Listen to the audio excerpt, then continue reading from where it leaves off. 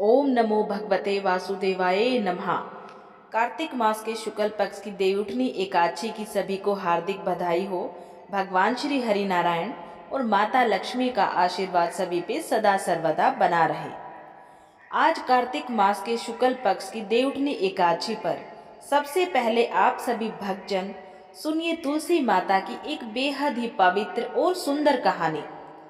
तुलसी माता नमो नमः। हरि प्रिये नमो नमः। सर्व रोग निवारिणी सर्व मंगल कारिणी शरणम गच्छामि तुलसी देवी। हे भगत जनों, तुलसी माता कोई साधारण वनस्पति नहीं है। वो तो स्वयं ही भगवान श्री विष्णु की प्रिया वृंदा देवी का ही एक स्वरूप है। जहाँ तुलसी माता का वास होता है वहाँ साक्षात माता लक्ष्मी का ही निवास होता है। ऐसी ही तुलसी माता की कृपा एक निर्धन परिवार का उद्धार हुआ था। वही कथा आज हम श्रवण करेंगे। प्राचीन समय में गंगा तट के समीप सतपुरा गांव नामक एक छोटा सा गांव था। वहाँ एक ब्राह्मण परिवार रहा करता था। उसका नाम था घनश्याम दास। उसकी पत्नी सावित्री, दो छोटे बच्चे गोपाला और राधिका और वृद्ध माता गौरी देवी, यही उसका पूरा परिवार था। उनका जीवन बहुत ही सरल था, परंतु अत्यंत गरीबी में बीत रहा था। फटी पुरानी धोती, टूटी झोपड़ी और खाली रसोई, यही उनकी दिनचर्या थी। एक दिन जब कई दिनों से घर में अन्न का दाना नहीं था, तो बच्चे भूख से रोने लगे। सावित्री ने अपने आंचल से आंसू पोंछे और बोली कि हे प्रभु विष्णु, हम रोज आपका नाम लेते हैं, आपकी पूजा करते हैं, फिर भी हमारे जीवन में इतने कष्ट क्यों हैं? वृद्धा माँ ने शांत स्वर में कहा, बेटी, ये भी उसकी परीक्षा ही है। भक्ति का अर्थ है विश्वास। जब तक विश्वास अटल रहेगा, संकट क्षीण हैं। तभी आंगन में एक मधुर सुगंध फैली। एक वृद्धा स्त्री वहां आई। उनके हाथ में तुलसी की माला थी। माथे पे तेज था और चेहरे पर मातृत्व की करुणा थी। वृद्धा स्त्री ने सावित्री से कहा कि बेटी, क्यों रो रही हो? सावित्री ने विनम्र होकर बताया कि उनके घर में ना तो अन्न है, ना ही धन है। तब वृद्धा मुस्कुराई और बोली, जहाँ तुलसी माता का वास होता है वहाँ दरिद्रता नहीं रहती है। इस पौधे को अपने आंगन में रोप दो और प्रतिदिन स्नान करके इसे जल देना, दीप जलाना और इसके चारों ओर भगवान श्री हरि का नाम जपना। सावित्री ने पूछा, माँ, ये पौधा कौन सा है?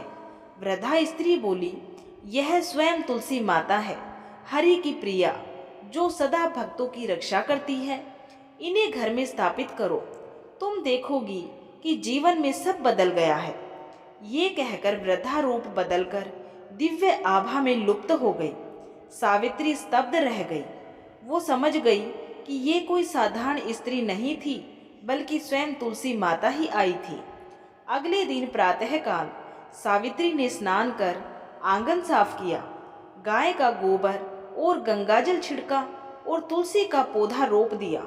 उसने हाथ जोड़ के कहा कि हे माता तुलसी, हमारे घर में सदैव पवित्रता, शांति और सुख का वास रहे। उस दिन से हर सुबह वह तुलसी माता को जल देती, दीप जलाती और कपूर से आरती करती और भगवान विष्णु का नाम लेती थी। धीरे धीरे घर में परिवर्तन आने लगा। कुछ ही दिनों में गांव के एक व्यापारी ने घनश्याम दास को अपने गोदाम में काम दे दिया। वह सच्चे मन से काम करता था और जल्द ही व्यापारी उसका विश्वासी बन गया। अब घर में अन्न आने लगा, बच्चे पढ़ने लगे, वृद्धा माँ प्रसन्न रहने लगी।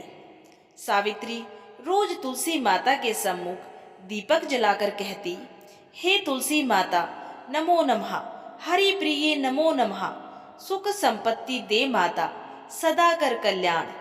गांव के लोग भी देखने लगे कि जहाँ पहले निर्धनता थी, अब वहाँ पर वैभव और प्रसन्नता है। समय बीतता गया। कुछ वर्षों में घनश्याम दास संपन्न हो गया।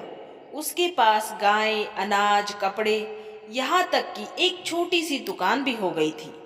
अब उसके मन में धीरे धीरे अभिमान उत्पन्न होने लगा। एक दिन उसने देखा कि सावित्री तुलसी के पास दीपक जला रही है।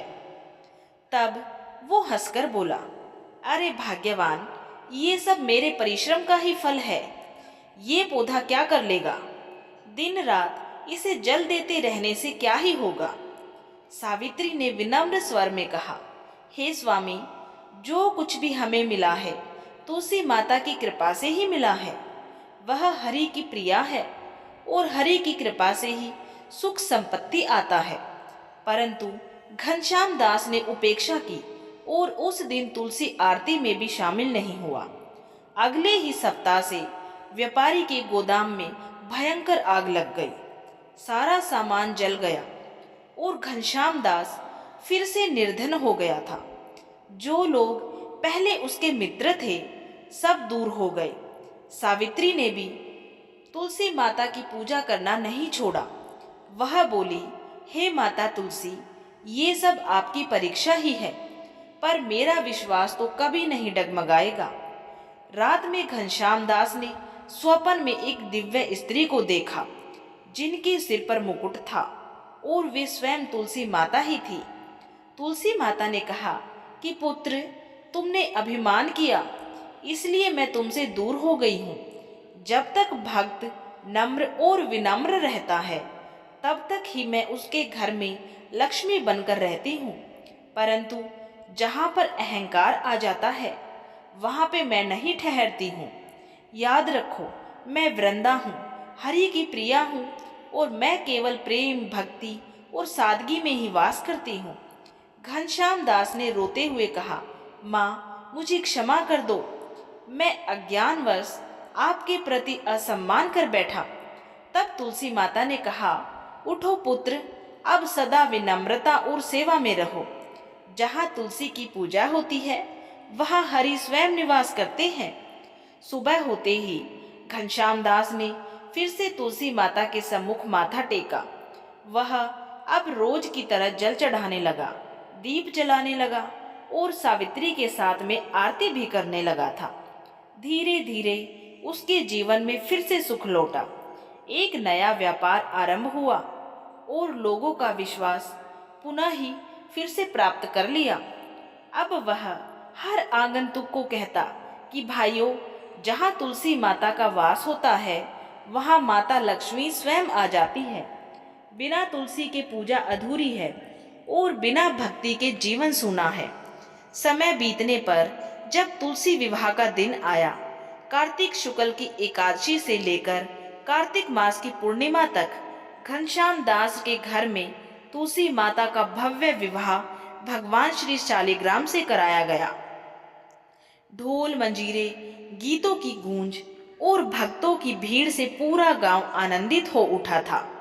सावित्री ने गीत गाया, तुलसी विवाह शालिग्राम संग, मंगलमय हो जग का रंग। हरि प्रिया माता दे सुख धाम, तेरे चरणों में सदा ही प्रणाम। हे भक्तों, जो इस कथा को श्रद्धा से पूरी अंत तक सुनता है उसके जीवन में कभी भी दरिद्रता का वास नहीं होता है। जो तुलसी माता की प्रतिदिन सेवा करता है उसके घर में कभी भी दरिद्रता नहीं आती है। उसका परिवार सदा ही सुखी, स्वस्थ और भक्तिमय रहता है। तुलसी माता केवल एक पौधा नहीं है, वह तो घर की आत्मा, पवित्रता की मूर्ति और श्री हरि नारायण की प्रियतम शक्ति है। बोलिए तुलसी माता की जय। तुलसी माता के आशीर्वाद सदा सर्वदा सभी पे बना रहे और तुलसी माता की कृपा से सबके घर में धन धान्य के भंडारे सदा सर्वदा भरे रहे। धर्मराज युधिष्ठिर कहने लगे कि हे भगवान, मैंने कार्तिक कृष्ण एकादशी अर्थात रमा एकादशी का सविस्तार वर्णन सुना। अब आप कृपा करके मुझे कार्तिक माह के शुक्ल पक्ष की एकादशी के विषय में भी बतलाइए। इस एकादशी का क्या नाम है तथा इसके व्रत का क्या विधान है, इसकी विधि क्या है, इसका व्रत करने से किन फलों की प्राप्ति होती है। हे प्रभु, कृपा ये सब विधि पूर्वक मुझसे कहिए। तब भगवान श्री कृष्ण बोले, हे युधिष्ठिर, कार्तिक माह के शुक्ल पक्ष में तुलसी विवाह के दिन आने वाली इस एकादशी को विष्णु प्रबोधनी एकादशी, देव प्रबोधनी एकादशी, देवो उत्थान, देव उथव एकादशी, देव उठनी एकादशी, कार्तिक शुक्ल एकादशी तथा प्रबोधनी एकादशी भी कहा जाता है। ये बड़े बड़े पापों का नाश करने वाली है। इसका महात्म्य मैं तुमसे कहता हूँ, तुम ध्यान पूर्वक पूरा अंत तक सुनना। भगवान श्री कृष्ण ने कहा, हे युधिष्ठिर, मैं तुम्हें मुक्ति देने वाली कार्तिक मास के शुक्ल पक्ष की प्रबोधनी एकादशी के संबंध में नारद और ब्रह्मा जी के बीच हुए वार्तालाप को विस्तार से सुनाता हूँ। एक बार नारद जी ने ब्रह्मा जी से पूछा, हे पिता, प्रबोधनी एकादशी के व्रत का क्या फल होता है? आप कृपा करके मुझे वो सब विस्तार पूर्वक बताएं। तब ब्रह्मा जी बोले, हे मुनि श्रेष्ठ, अब पापों को हरने वाली, पुण्य और मुक्ति देने वाली एकादशी का महात्म्य सुनो। पृथ्वी पर गंगा की महत्ता और समुद्रों तथा तीर्थों का प्रभाव तभी तक है जब तक कि कार्तिक की देव प्रबोधनी एकादशी तिथि नहीं होती है। मनुष्य को जो फल 1000 अश्वमेध और 100 राजसूय यज्ञों से मिलता है, वही फल देव प्रबोधनी एकादशी से मिलता है। नारद जी कहने लगे कि हे पिता, एक समय भोजन करने, रात्रि को भोजन करने तथा सारे दिन उपवास करने से क्या ही फल मिलता है, सो विस्तार पूर्वक मुझे बताओ। तब ब्रह्मा जी बोले, हे पुत्र, एक बार भोजन करने से 1 जन्म और रात्रि को भोजन करने से 2 जन्म तथा पूरा दिन उपवास करने से 7 जन्मों के पापों का नाश होता है। जो वस्तु त्रिलोकी में ना मिल सके और दिखे भी नहीं, वह वस्तु हरि प्रबोधनी एकादशी से प्राप्त हो सकती है। मेरु और मंदराचल के समान भारी पाप भी नष्ट हो जाते हैं तथा अनेक जन्म में किए हुए पाप समूह क्षण भर में ही भस्म हो जाते हैं। जैसे रुई के बड़े ढेर को अग्नि की छोटी सी चिंगारी पल भर में ही भस्म कर देती है। पूरे विधि विधान के साथ अगर थोड़ा सा भी पुण्य कर्म किया जाए तो वो बहुत फल देता है, परंतु बिना विधि विधान के अधिक किया जाए तो भी उसका कोई फल तुम्हें नहीं मिलता है। संध्या न करने वाले, नास्तिक, वेद निंदक, धर्म शास्त्र को दूषित करने वाले, पाप कर्मों में सदैव व्रत रहने वाले, धोखा देने वाले, ब्राह्मण और शूद्र पर स्त्री गमन करने वाले तथा ब्राह्मणी से भोग करने वाले, ये सब चांडाल के समान है। जो विधवा अथवा सधवा ब्राह्मणी से भोग करते हैं, वे अपने कुल को नष्ट कर देते हैं। पर स्त्री गामी की संतान नहीं होती है और उसके पूर्व जन्म के संचित सब अच्छे कर्म नष्ट हो जाते हैं। जो गुरु और ब्राह्मणों से अहंकार युक्त बात करता है, वो भी धन और संतान से हीन होता है। भ्रष्टाचार करने वाला, चांडाली से भोग करने वाला, दुष्ट की सेवा करने वाला और जो नीच मनुष्य की सेवा करते हैं या संगति करते हैं, ये सब मनुष्य पाप हरि प्रबोधनी एकादशी के व्रत से नष्ट हो जाते हैं। जो मनुष्य इस एकादशी के व्रत को करने का संकल्प मात्र ही लेते हैं, उनके 100 जन्मों के पाप भी नष्ट हो जाते हैं। जो मनुष्य इस दिन रात्रि जागरण करते हैं, उनकी आने वाली 10,000 पीढ़ियां स्वर्ग को जाती हैं। नरक के दुखों से छूटकर प्रसन्नता के साथ सुसज्जित होकर वे विष्णु लोक के धाम को जाते हैं। ब्रह्म हत्या आदि महान पाप भी इस व्रत के प्रभाव से नष्ट हो जाते हैं। जो फल समस्त तीर्थों में स्नान करने, गौ, सवर्ण और भूमि का दान करने से होते हैं, वही फल इस एकादशी की रात्रि को जागरण करने से मिलते हैं। हे मुनि शार्दूल, इस संसार में उसी मनुष्य का जीवन सफल है जिसने देव हरि प्रबोधनी एकादशी का व्रत किया है। वही ज्ञानी, तपस्वी और जितेंद्रिय है तथा उसी को भोग एवं मोक्ष मिलता है जिसने इस एकादशी का व्रत किया है। वह विष्णु को अत्यंत ही प्रिय मोक्ष के द्वार को बताने वाली और उसके तत्व का ज्ञान देने वाली है। मन, कर्म, वचन तीनों प्रकार के पाप इस रात्रि को जागरण मात्र करने से नष्ट हो जाते हैं। इस दिन जो मनुष्य भगवान की प्रसन्नता के लिए स्नान, दान, तप और यज्ञादि करते हैं, वे अक्षय पुण्य फलों को प्राप्त होते हैं। प्रबोधनी एकादशी के दिन व्रत करने से मनुष्य के बाल, यौवन और वृद्ध अवस्था में किए गए समस्त पाप नष्ट हो जाते हैं। इस दिन रात्रि जागरण का फल चंद्र और सूर्य ग्रहण के समय स्नान करने से भी 1000 गुना अधिक मिलता है। अन्य कोई पुण्य कार्य भी इसके आगे व्यर्थ है। जो मनुष्य इस व्रत को नहीं करते, उनके अन्य पुण्य भी व्यर्थ ही है। अतः हे नारद, तुम्हें भी विधि पूर्वक इस व्रत को अवश्य करना चाहिए। जो कार्तिक मास में धर्मपरायण होकर अन्न नहीं खाते हैं, उन्हें चंद्रायण व्रत का फल प्राप्त होता है। इस मास में भगवान दान आदि से जितने प्रसन्न नहीं होते हैं, जितने कि शास्त्रों में लिखी कथाओं के सुनने मात्र से ही प्रसन्न होते हैं।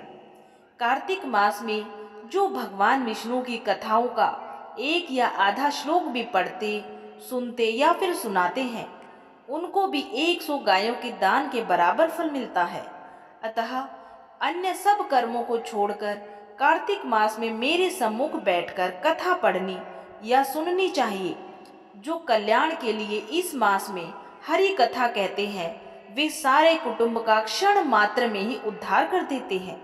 शास्त्रों की कथा कहने और सुनने से 10,000 यज्ञों का फल मिलता है। जो नियम पूर्वक हरि कथा सुनते हैं, वे 1000 गोदान का फल पाते हैं। श्री विष्णु भगवान के जागने के समय जो मनुष्य भगवान की कथा सुनते हैं, वे 7 द्वीपों समेत पृथ्वी के दान करने का फल पाते हैं। कथा सुनकर वाचक को जो मनुष्य अपने सामर्थ्य के अनुसार दक्षिणा देते हैं, उनको सनातन लोक मिलता है। इसके बाद भगवान श्री कृष्ण बोले कि हे युधिष्ठिर, अब मैं तुम्हें देवउठनी एकादशी की पावन पवित्र कथा सुनाता हूँ, जिसके सुनने मात्र से ही सभी पापों से मुक्ति मिलती है। तुम इस कथा को ध्यान पूर्वक पूरा अंत तक जरूर सुनना। ये कथा पद्म पुराण और व्रत चिंतामणि ग्रंथों में वर्णित रूप से प्रसिद्ध है। इस कथा के अनुसार बहुत प्राचीन समय की बात है। सूर्य वंश के एक महान धर्मप्रिय राजा थे। उनका नाम था राजा मंधाता। कुछ प्रादेशिक बोलियों में इस राजा को प्रधानता भी कहा गया है। वे अत्यंत पराक्रमी, न्यायप्रिय और दयालु थे। उनके राज्य में प्रजा अत्यंत सुखी थी। कोई अपराध नहीं होता था और लोग धर्म मार्ग पर चलते थे। हर प्रजा के घर में भगवान श्री विष्णु की भक्ति होती थी। राजा स्वयं प्रतिदिन तुलसी दल से भगवान श्री हरि नारायण की पूजा किया करते थे। उनका राज्य अयोध्या की ही तरह समृद्ध था। सब कुछ सुचारू रूप से चल रहा था। एक समय ऐसा आया कि लगातार 3 वर्ष तक राजा के राज्य में वर्षा नहीं हुई। नदियां, झीलें, सरोवर सब कुछ सूख गए। धान, गेहूं, जौ सब नष्ट हो गए। लोग भूख प्यास से तड़पने लगे। पशु पक्षी तक मरने लगे। राजा ने बड़े यज्ञ करवाए, लेकिन वर्षा का नामो निशान नहीं था। राजा मंधाता बहुत चिंतित हुए। उन्होंने अपने मंत्री और पुरोहित से कहा कि हे गुरुजनों, मैंने सत्य का पालन किया, कभी अन्याय भी नहीं किया, सब धर्म कर्म किए, फिर भी वर्षा नहीं हो रही है। ये कौन सा दोष हुआ? राजा ने निश्चय किया कि वो स्वयं जंगल में जाकर तपस्वियों से इसका कारण पूछेंगे। वह अपने रथ से निकल पड़े और कई वन पर्वतों को पार करते हुए एक महान योगी के आश्रम में पहुंचे। वे महान योगी ऋषि अंगिरा थे, जो कि भगवान ब्रह्मा के पुत्र और परम ज्ञानी थे। राजा ने उन्हें प्रणाम किया और विनम्रता से कहा, हे महात्मा, मैं धर्म पूर्वक राज्य चलाता हूँ, फिर भी मेरे राज्य में 3 वर्ष से वर्षा नहीं हुई है। कृपा करके मुझे बतलाइए कि इसका क्या कारण है। ऋषि अंगिरा ने ध्यान लगाकर अपनी दिव्य दृष्टि से देखा और बोले कि हे राजन, तुम्हारे राज्य में कोई भी बड़ा पाप नहीं हुआ है, परंतु एक दोष अवश्य है कि तुम्हारे राज्य के लोग देवउठनी एकादशी का व्रत और भगवान श्री विष्णु का प्रबोधन नहीं करते हैं। जब तक देवता जागते नहीं हैं, तब तक वर्षा नहीं होती है। देवता अब तक योग निद्रा में ही है, इसीलिए वर्षा रुकी हुई है। राजा मांधाता ने पूछा, हे गुरुदेव, इसका प्रायश्चित क्या हो? तब ऋषि बोले, हे राजन, इस वर्ष कार्तिक शुक्ल पक्ष की एकादशी के दिन पूरे राज्य में देवउठनी एकादशी व्रत, तुलसी विवाह, दीपदान और भजन कीर्तन कराओ। जब भगवान विष्णु को जगाया जाएगा तभी वर्षा होगी, फसलें उगेंगी और प्रजा का दुख दूर होगा। राजा ने झुककर कहा, जैसी आज्ञा हो गुरुदेव। राजा तुरंत अपनी राजधानी लौटे और अपने पूरे राज्य में घोषणा करवाई कि कार्तिक शुक्ल पक्ष की एकादशी के दिन सभी लोग स्नान करें, व्रत रखें, भगवान श्री विष्णु का पूजन करें, तुलसी माता का विवाह करें और रात में दीप जलाकर भगवान श्री हरि के भजन करें। इस दिन को देवउठनी एकादशी कहा जाएगा। राजा ने स्वयं भी अपने राजमहल में विशाल मंडप सजवाया, तुलसी माता को दुल्हन की तरह सजाया, शालिग्राम भगवान को वर के रूप में विराजमान किया गया और पूरे नगर में दीप मालाएं जगमगा उठी।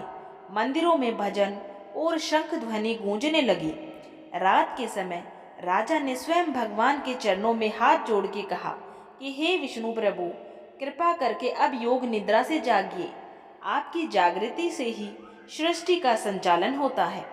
प्रजा बहुत दुखी है, कृपा करके वर्षा करें। राजा के नेत्रों से अश्रु बह रहे थे। उसी समय आकाश से एक दिव्य प्रकाश फैला और एक आवाज आई कि हे राजन मंधाता, तुम्हारी भक्ति से प्रसन्न होकर मैं जागृत हुआ हूँ। अब तुम्हारे राज्य में वर्षा होगी, प्रजा सुखी होगी और तुम्हारा नाम युगों युगों तक लिया जाएगा। जैसे ही सुबह हुई, आकाश में बादल छा गए, चारों ओर गर्जना हुई और मूसलाधार वर्षा होने लगी। तालाब, नदियाँ, खेत सब हरे भरे हो गए। लोग हर्ष से नाच उठे। राजा ने आभार स्वरूप भगवान श्री विष्णु को सहस्त्र दीपों से पूजा और अन्नदान किया। उस दिन से राजा मंधाता ने देवउठनी एकादशी का पर्व राज्य धर्म बना दिया। राज्य के हर व्यक्ति को आदेश दिया गया कि इस दिन भगवान श्री विष्णु को जगाया जाएगा, तुलसी विवाह किया जाए और दीपदान अवश्य ही किए जाए। देव उठे तो सुख मिले, धरती पर हरियाली खिले। विष्णु जागे भाग्य जागे, दुख दरिद्र सब भागे। देवउठनी एकादशी के व्रत करने से सारे पाप नष्ट होते हैं, वर्षा, समृद्धि और सौभाग्य प्राप्त होता है, प्रजा सुखी और राज्य संपन्न रहता है। भगवान श्री विष्णु और माता लक्ष्मी जी का आशीर्वाद आप सभी पे सदा सर्वदा बना रहे। जब तक हम भगवान विष्णु को अपने जीवन में जगाते नहीं हैं, तब तक जीवन में अंधकार और सूखा बना रहता है। पर जब सच्ची भक्ति, श्रद्धा और धर्म का दीप जलाते हैं, तब जीवन में वर्षा की तरह आनंद और समृद्धि बरसती रहती है। इस प्रकार से देवउठनी एकादशी की कथा संपूर्ण हुई। बोलिए श्री हरिनारायण भगवान की जय। अगर आप श्री हरिनारायण भगवान के सच्चे भक्त हैं और आपको ये हमारी कथा पसंद आई है, तो कमेंट बॉक्स में जय श्री हरिनारायण भगवान जरूर लिखें और ऐसी ही धार्मिक कथाएं सुनने के लिए हमारे चैनल को सब्सक्राइब करना बिल्कुल भी ना भूलें।